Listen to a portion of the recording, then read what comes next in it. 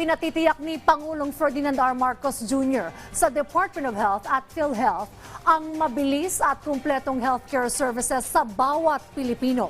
Ito ang direktiba ng Pangulo kasunod ng pangamba ng mga miyembro sa zero subsidy ng PhilHealth. Samantala, inatasan din ng punong ehekutibo ang Agriculture Department na tiyaking maihahatid sa mga magsasaka ang lahat ng uri ng tulong sa gitna ng planting season. Yan ang ulat ni Kenneth Pasyente.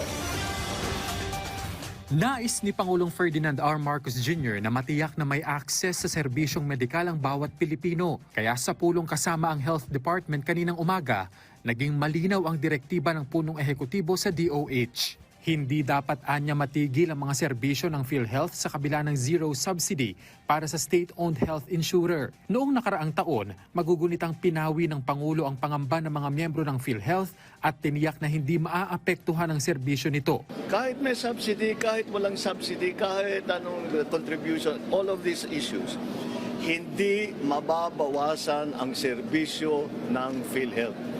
Hindi mababawasan ang bayad ng PhilHealth sa insurance claim.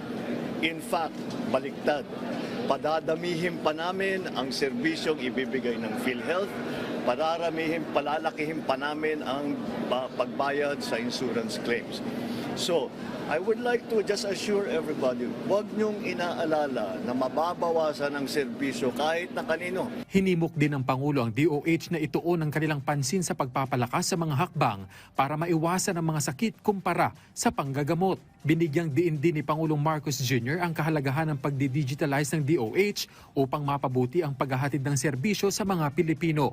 Ngayong panahon naman ng pagtatanim ng mga magsasaka sa bansa, inatasan ni Pangulong Marcos Jr. ang Department of Agriculture na tiyaking maihahatid sa mga magsasaka ang lahat ng uri ng tulong para maiwasan ang anumang pagkaantala ngayong planting season. Sa kanyang pulong kahapon kasama ang Agriculture Department at Economic Managers, binigyang diin ng Pangulo na hindi dapat maabala ang suporta ng pamahalaan sa mga magsasaka. Nagbigay direktiba rin ang punong ehekutibo sa Budget Department na gawin ang mga kinakailangang hakbang para umagapay sa mga magsasaka. Partikular na rito ang napapanahong pagbibigay ng budgetary support sa agriculture sector. Kumpiyansa naman ng DA na sa pamamagitan ng napapanahon at sapat na tulong, lalo na sa abono, dekalidad ng mga binhi, gayon din ang makabagong teknolohiya, kaya ng mga magsasaka na makamit ang mas mataas na ani at produktibidad. Kenneth Pasyente, para sa Pambansang TV, sa Bagong Pilipinas.